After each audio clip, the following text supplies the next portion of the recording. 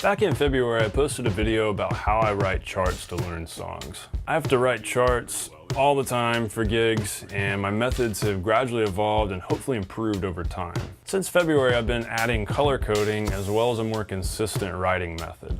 And I think my new method is actually better for creating a more reliable roadmap in one pass.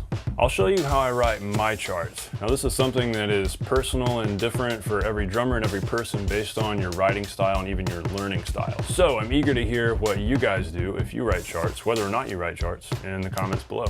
And lastly, we'll finish off with a new special gigging gear segment where I'll show off a favorite piece of gear.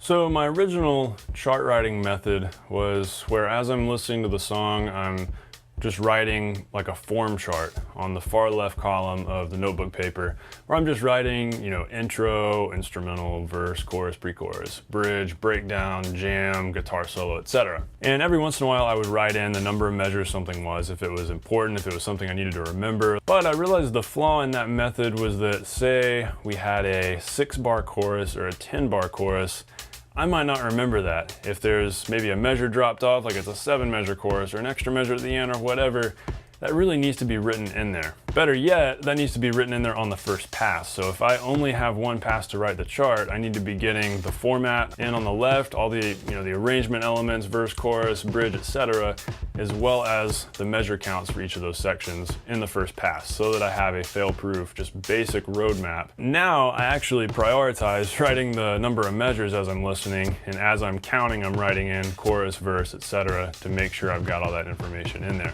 I can also make other notes like, okay, we're dropping down on this chorus, it's just the guitar here, or we're doing a build here, there's a special fill here. And so I can make notes like that to also have in there in that one pass if I only have one pass to write it. Now, to be honest, most of the time I've got time to listen to a song a few times. It's not a strict one pass writing situation. So I like to, in the first pass, do what I'm talking about right here, but then in the second pass, make additional notes, writing in groove information, like even notating the groove, writing out fills, or more importantly, just writing in where an important fill might be. And even more importantly, if there's a break or a pause or just something weird like a hit on the end of 3, something like that, I can just randomly write that in and just write in that one measure there, maybe on the line where I've got the verse, and then just write at the top the measure number of that verse where that happens, and I can make sure to hit it. So I'm still following my original goal here of writing the things I'm going to forget and not writing every single detail of the song, because I know I'll remember the basics. And then those important notes are there to make sure that I don't forget those things that I very well could forget.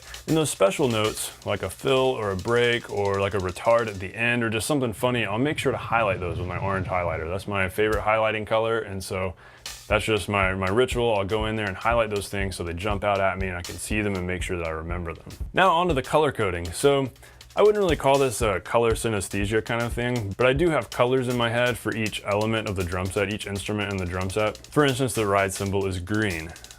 Maybe because the letter R is green in my head, I don't know, but the ride is green. The crash though is red, maybe because it's big and bright and loud, that's probably why it's red. The hi-hat is yellow or orange, depending on whether it's open or closed. Closed hats are yellow, open hats are orange. And I usually like to label tom grooves blue. Maybe toms are blue, so if it's a heavy tom thing, like there's no cymbal involved, it's just like a really dry kind of tom groove, that's blue. So the cool thing about labeling the left side of the chart with these colors is that in the middle of the song I can glance down and see, oh, that chorus is green, I'm going to the ride here.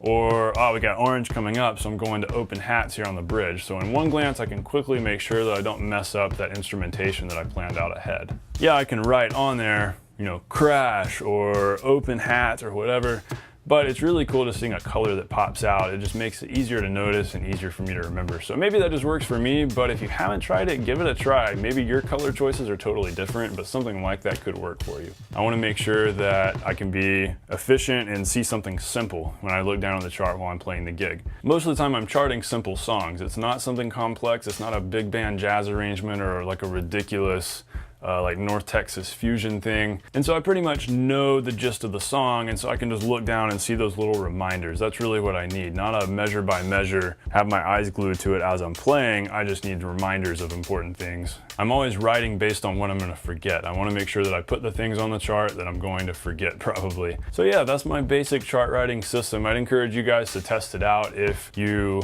don't write charts and you would like to get into it. What I don't want is for the whole task of writing a chart to seem like a big daunting task, because it doesn't have to be. You can write a complex chart, but you can also write a simpler chart, because most of us are playing pretty simple, pretty much pop music on most gigs that we're gonna play. So I'd love to know how you do yours and what kind of methods you've got, or if you have a color coding method. That'd be really cool if somebody else out there is color coding their drum charts. That would be really interesting to know.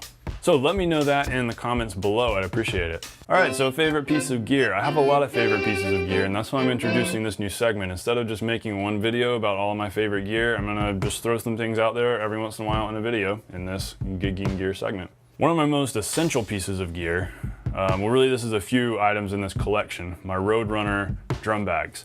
The drum bags are awesome. They've held up really well. I've had them for 4 years. They're roughly waterproof. You don't want to throw the drums into a river or something, but if they get lightly rained on, they'll be okay. The hardware bag has also been great. Just recently, probably in the last 6 months, it started falling apart because I've really worn it out. Just to kind of show you though how sturdy this thing is and how well it's lasted. On average, I play over 100 gigs a year, and not every gig I'm hauling this bag, but most of them I am taking all my hardware in this bag, a lot of times dragging up and down steps, on and off rough concrete curbs. It really does take a beating. It's been everywhere with me. I've dragged it across gravel, across dirt, probably even like through grass and through the woods, random terrain, and it's done really well. But wheels are starting to fall off, and the back of it is all skin up, and it's really in pretty rough shape. But I love how this bag just fits in the trunk of the car, fits wherever I need it to go. I could put a lot of hardware in it, a little bit of hardware in it, and it works both ways. It's got these side pockets, so I can put extra stuff in there, and extra wing nuts and felts and everything. So I'm always striving to give you guys honest reviews of things.